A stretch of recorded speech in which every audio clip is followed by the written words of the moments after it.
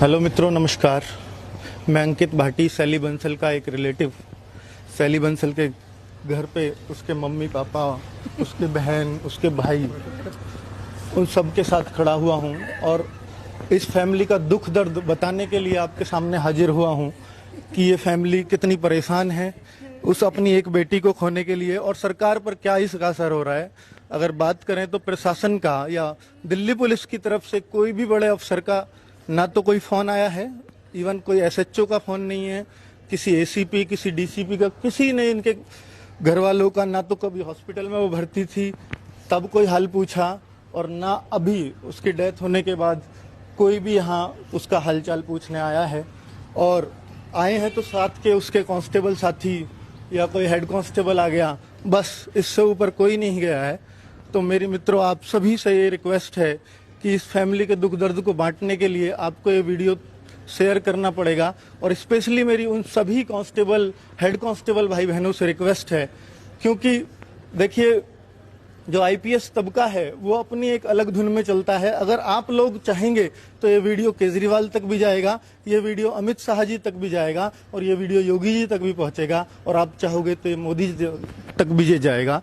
तो आप लोग प्लीज इसको सपोर्ट करिए, शेयर करिए, क्योंकि एक कोरोना योद्धा इस कोरोना महामारी में मारी गई है और सरकार सिर्फ और सिर्फ उसके आंकड़े छुपा रही है और कुछ नहीं कर रही। इवन इसीलिए कोई पूछने नहीं आया कि वो कोरोना का उसको डिक्लेयर ही नहीं कर रही है सरकार, ठीक है। तो अब क्योंकि 3 तारीख से वो हॉस्पिटल में भर्ती थी और 24 तारीख की रात को उसने दम तोड़ा है, 25 की सुबह में ही। तो मैं अभी आपको उनके पिताजी के शब्द सुनवाता हूँ कि वो कैसा महसूस कर रहे हैं। और सीधी सी बात है कि एक बहुत गरीब परिवार था, एक दिल्ली पुलिस की वजह से सहारा मिला था इस लड़की की वजह से, और आज भी इनका काम और इनका व्यवसाय आप देख सकते हैं कि क्या था, क्या है।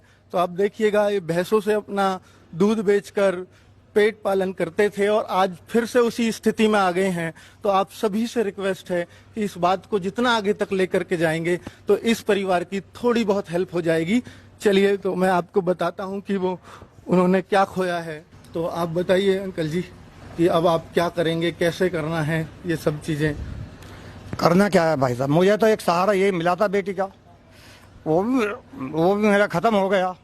मैं तो बहुत गर्व के साथ रहता था, कहता था कि बेटी मेरी नौकरी लग गई, अब थोड़ा सा सहारा मिल जाएगा, लेकिन वो सहारा भी फिर ऊपर वाले ने फिर छीन लिया है। अब मेरे पास कोई सहारा नहीं है, मैं तो बहुत कमज़ोर और गरीब आदमी हूँ। इनकी गरीबी का अंदाजा इनके घर की स्थिति आप देख करके पता लगा सकते हैं। तो ये उनकी मम्मी हैं जी, बताएं।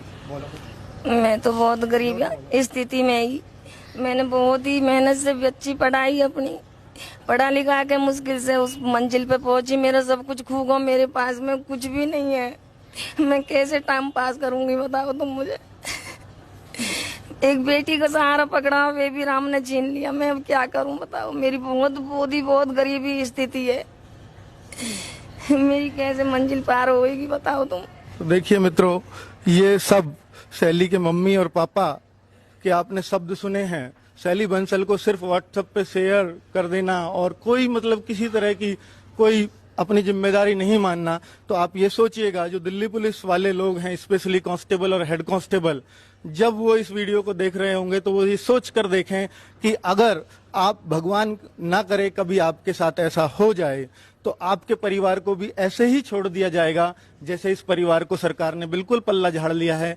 डीसीपी, एसीपी, एसएचओ सबको इन्होंने फोन पर सूचना दी, लेकिन सब एसीपी देखेंगे, डीसीपी 1 ने बोला, डीसीपी 3 देखेंगे, एसएचओ को बोला कि हम कल पहुंच रहे हैं, परसों पहुंच रहे हैं, ऐसे करते करते 10 दिन निकाल दिए, कोई भी हॉस्पिटल में देखने को नहीं आया, ठीक है। तो अब ये बात अगर कहूं कि भाई ये कोरोना योद्धा कैसे थी, तो इसके ही थाने के 3 या 4 लोगों को उसी डेट के आसपास, ये 2 तारीख को हॉस्पिटल में भर्ती हुई है और उसी डेट के आसपास 3 से लेके 6-7 तारीख तक और 3 पॉजिटिव मरीज मिले हैं उसी थाने के, इसी के साथ ही।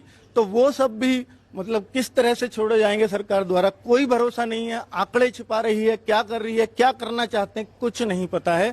तो हम अपने स्तर पे कोशिश कर रहे हैं कि केजरीवाल जी को भी एक पत्र लिखा जाए इनके परिवार की तरफ से, और एक मोदी जी को भी कॉपी करने की कोशिश कर रहे हैं कि मोदी जी को भी एक पत्र पहुंच जाए और कोशिश कर रहे हैं, दिल्ली पुलिस के कमिश्नर तक भी पहुंचे, बात दिल्ली पुलिस के डीसीपी तक भी पहुंचे, ताकि इस परिवार की कोई तो सुने, किसी को तो आत्मग्लानि फील हो। क्योंकि दिल्ली पुलिस का ही, देखिए सभी को दिल्ली पुलिस का ही भरोसा है, क्योंकि इन्होंने अपनी बेटी को दिल्ली पुलिस को सौंपा था, और दिल्ली पुलिस ने आज इनके साथ क्या कर रही है ये शब्दों में बयां करना मुश्किल है। आप इनके शब्दों से अंदाजा लगा सकते हैं।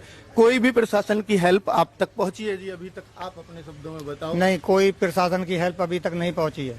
खाली कांस्टेबल एक 2-4 आए हैं और वो अपना यहाँ होके चले गए हैं। हमने जितनी मेहनत करी वो हमको ही पता है। अब वो तो एक यही सहारा मिला था बेटी का, सबको तो सहारा बेटा का मिलता, लेकिन हमको बेटी का सहारा मिला, लेकिन वो सहारा भी हमारा टूट गया।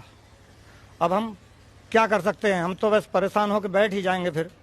हाँ जी, इनका इतना ही बस की है, ये बस ये अपने 4 आंसू बहा सकते हैं, और इनकी कोई सुनवाई कहीं पे हो या ना हो, लेकिन आप लोग इनकी सुनवाई आगे तक पहुंचा सकते हैं। तो इस वीडियो को मेरे लिए ना सही, इनके लिए ना सही, अपने अंदर जो भाव आए हो उनके लिए ही शेयर कर दीजिए, ताकि ये वीडियो सब तक पहुंचे जहां तक हम पहुंचाना चाहते हैं। और कोई ना कोई, मतलब इनको, हमारा जो उद्देश्य है कि कोरोना योद्धा का इनको बस दर्जा मिल जाए, और कुछ नहीं चाहिए इस परिवार को, सिर्फ चाहिए तो कोरोना योद्धा का दर्जा मिलना।